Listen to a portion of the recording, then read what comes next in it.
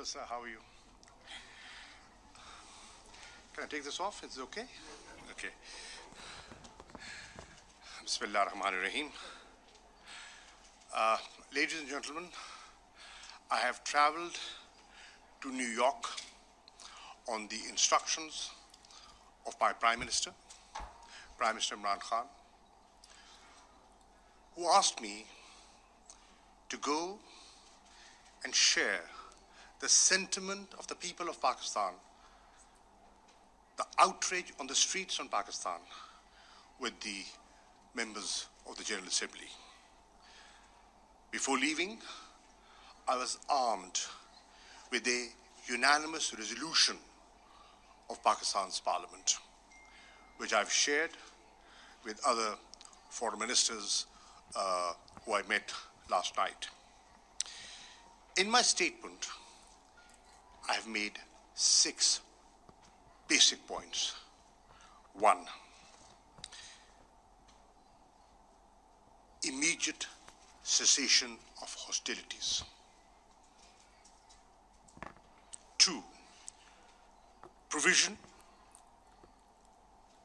urgently of humanitarian assistance. 3, condemnation of Israeli violations of international law. 4, accountability for such violations. 5, international protection of Palestinians, a protection force.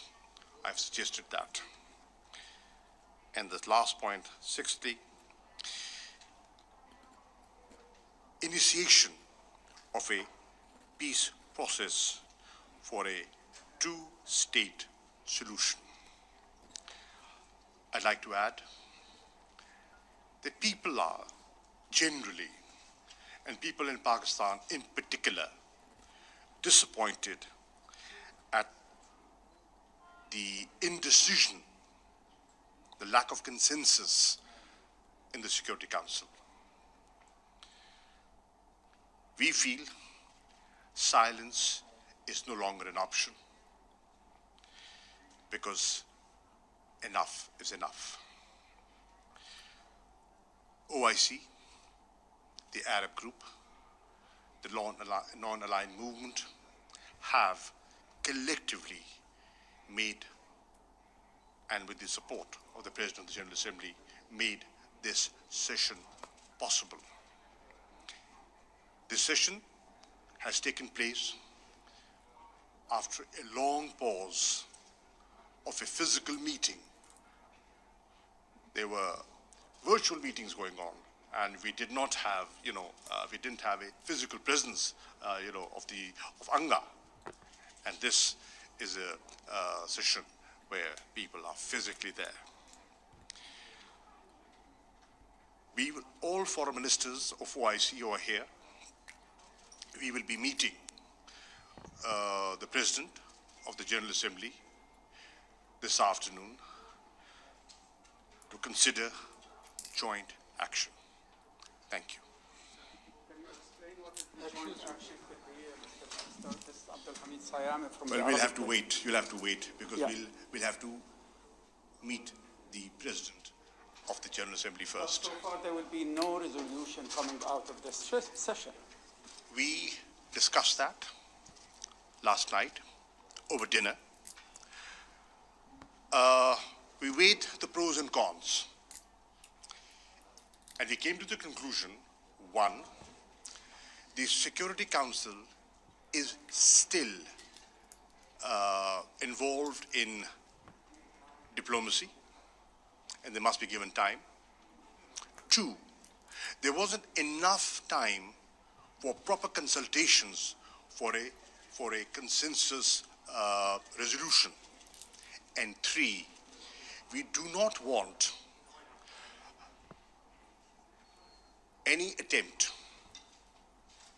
through some amendment to dilute what was already resolved in 2018.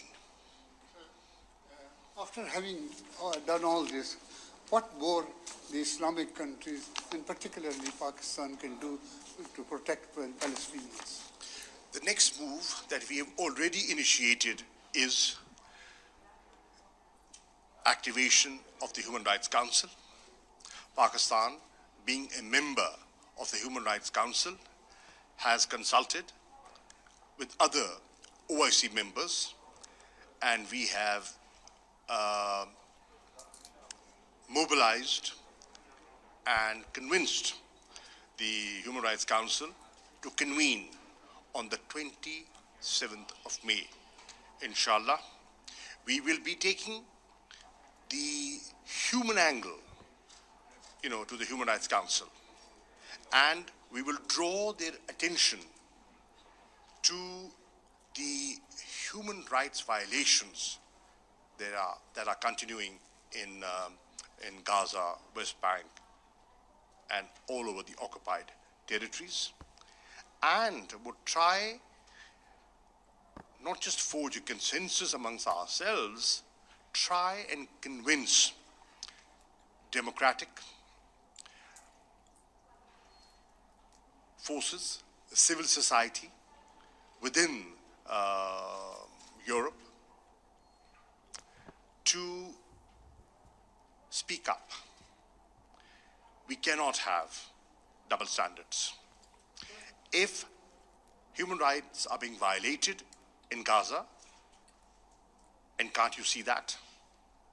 It's being reported. And today, the world has changed. You can control print and perhaps even electronic media. You can influence them.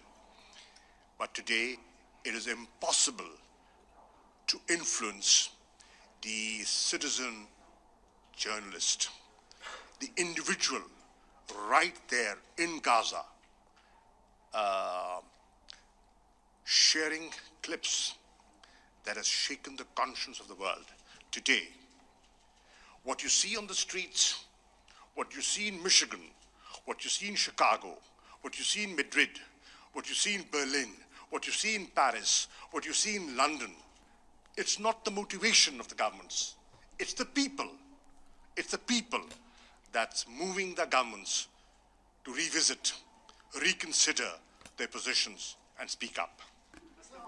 On the Mr. humanitarian Minister, front, you're talking about international force to provide protection to the Palestinian people. The Turkish foreign minister also talked about similar idea. Is this a coordinated position between Pakistan and Turkey and maybe others? And are you discussing this idea with the U.S.? We are working collectively from the OIC platform. And every proposal that we intend to make must be and should be through the OIC platform. Is there any parallel you see between the tragedy of the Palestinian and Palestine and that of Kashmiri people under occupation? When I look at the tragedy in Gaza and the occupied territories, it draws my attention to the Indian-occupied Jammu and Kashmir. What are people demanding over there? Self-determination. What are people afraid of over there is demographic restructuring, exactly like this. What are people crying for in Kashmir is protection of basic fundamental rights. What are people asking for from the international community is, please, there should be no impunity to indiscriminate use of force. What are people saying? What are people crying out over there? That we are suffering a double lockdown.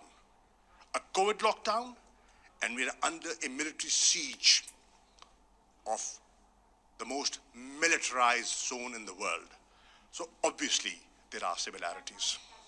So how do you evaluate the United States, which is reluctant to the agreement in the Security Council? Well, I think the Biden administration is actively actively engaged. I had a word with Secretary Blinken. I spoke to him from Pakistan, and we had a telephonic conversation, and he informed me that their representative was in the region trying to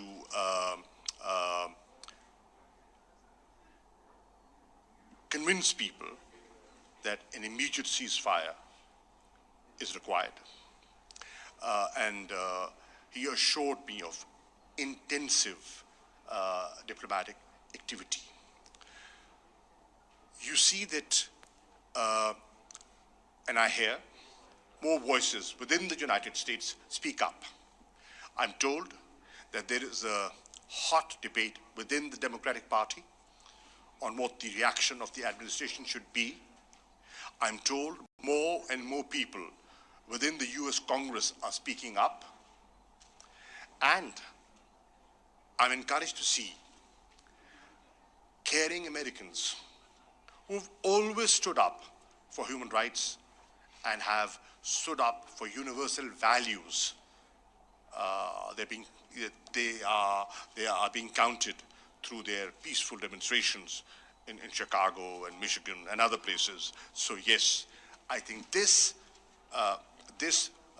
pressure that is building, people's pressure, well, I think hopefully convince the administration, the US government, to reconsider their approach and forge a consensus within the Security Council so that there is an immediate ceasefire. Our immediate objective today, my purpose of traveling to New York today, is to achieve an immediate ceasefire, and the rest will follow. Thank you.